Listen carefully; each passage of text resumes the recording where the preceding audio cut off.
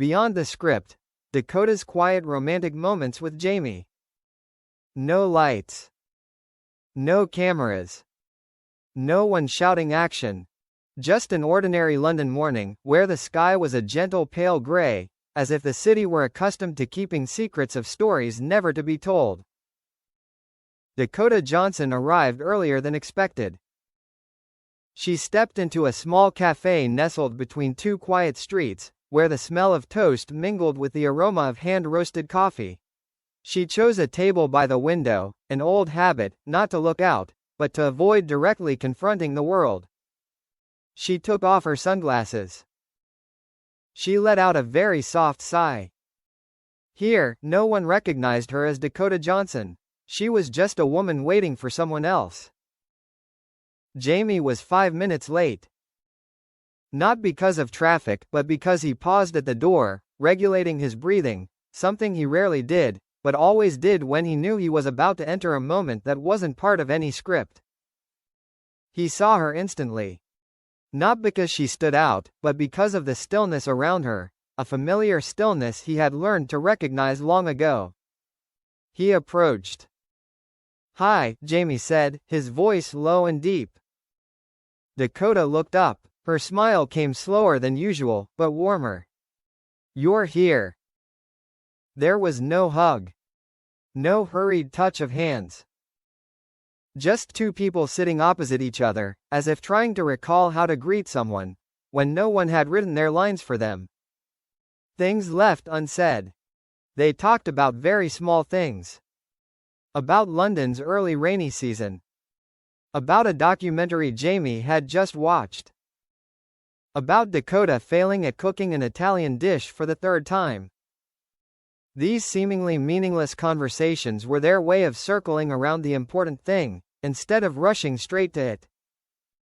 Jamie watched Dakota as she spoke, the way she used her hands to express herself, the way she tilted her head when thinking, and the way she paused briefly before laughing, as if always considering whether or not to allow herself to relax.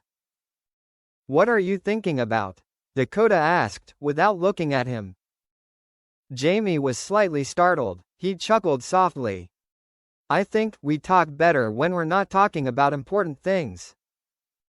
Dakota nodded slightly. "Because when we talk about them," she replied, "things tend to get too noisy." Beyond the characters. They had played different people before. Characters are built on passion, conflict, and drama. But here, in this little cafe, there are no characters. Only Jamie, a man sometimes tired of explaining too much. Only Dakota, a woman who has learned to be silent to protect herself. "Have you ever found it strange," Dakota said slowly, "that people think they understand us, just because they've seen a movie?" Jamie laughed, but it wasn't a laugh of humor. "I see it every day." He paused, then added, "But what tires me most, is when they think they understand us." Dakota looked him straight in the eye for the first time since he arrived. Her gaze wasn't questioning, not reproachful, simply empathetic. "We've never belonged to their story," she said. Jamie nodded. "It's just, they've always wanted us to be that way." An unscripted moment. Then they left the cafe. No one suggested it. No one led the way. They simply walked together, slowly, along the cobblestone street, where their footsteps blended with the distant sounds of the city. Dakota pulled up her collar. Jamie instinctively stepped a little closer, not touching, but enough for her to feel warmer. A very small gesture. No one saw it. No one recorded it. But it is moments like these that cannot be acted. "Do you think," Jamie said, "that if things had been quieter, we could have been different?" Dakota didn't answer immediately. She paused, looked up at the gray sky. "I don't know," she said truthfully. "But I know that, I cherish moments like this. When no one expects anything from us." Jamie smiled. "Me too." Intimacy without touch. They sat down on a wooden bench in the park. A gentle breeze blew, leaves fell scattered.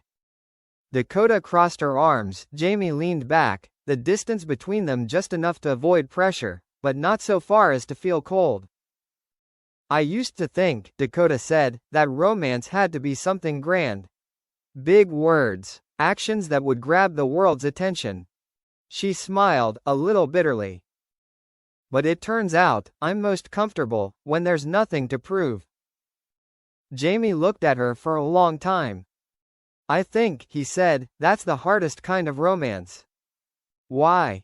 Because it has no audience. Dakota laughed, this time genuinely. When time stands still, there are moments that don't need a name. Like when Dakota leaned her head back, closed her eyes, and let the wind caress her face. Like when Jamie looked at the clock, then put it away, deciding not to care about the time anymore. Like when they were both silent, yet felt no emptiness. If someone walked by, they would only see two friends.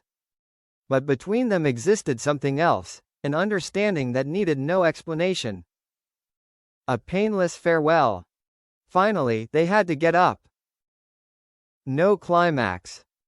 No promises. Just the time had come. Thank you, Dakota said, as they stood at the crossroads. For what? Jamie asked. For not turning things into a different story. Jamie nodded. Thank you, for giving me a moment to be myself. They hugged, very briefly, very gently. Not long enough to be called romantic. But deep enough for both of them to remember.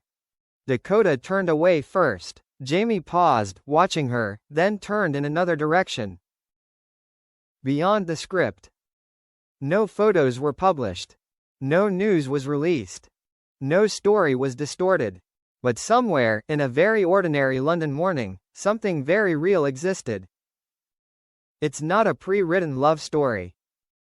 It's not a fabricated emotion. It's simply two people, in a quiet moment, transcending all scripts, and finding romance in its simplest way. Understood, without explanation.